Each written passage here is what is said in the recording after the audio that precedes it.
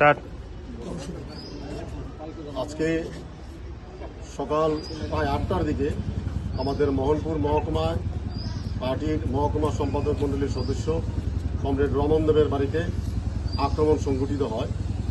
এই আক্রমণে তার বাড়িঘর ভেঙে চুরে তার ভিতরে ঢুকে তার ঘরের মধ্যে অনেক জিনিসপত্র তছনছ করেছে, অনেক জিনিসপত্র লুটপাট করেছে, নিয়ে গেছে।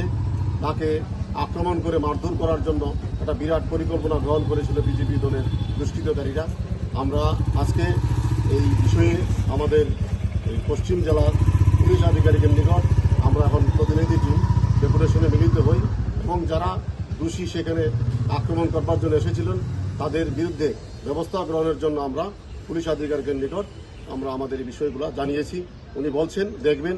আমরা আশাবাদী যে তার বিরুদ্ধে অতি সত্বর এই ঘটনার একটা ব্যবস্থা গ্রহণ করবেন, যাতে থাকতে পারে এলাকায় যাতে এরকম কোনো ঘটনা না ঘটে নিরপেক্ষ তদন্তক্রমে সেই ব্যবস্থা গ্রহণ করার জন্য একটা ব্যবস্থা গ্রহণ করার জন্য ওনার কাছে বলেছি। উনি প্রতিশ্রুতি দিয়েছেন, দেখবেন।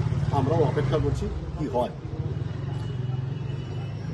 আজ সকালবেলা মোহনপুরে পার্টির নেতা, কৃষক নেতা রমন দেবের বাড়িতে 100-র বেশি বাইক আরোহী দুর্বৃত্ত পরিচিত বিজেপি কর্মীদের নেতৃত্বে হামলা করে রমন দেবের বাড়িতে।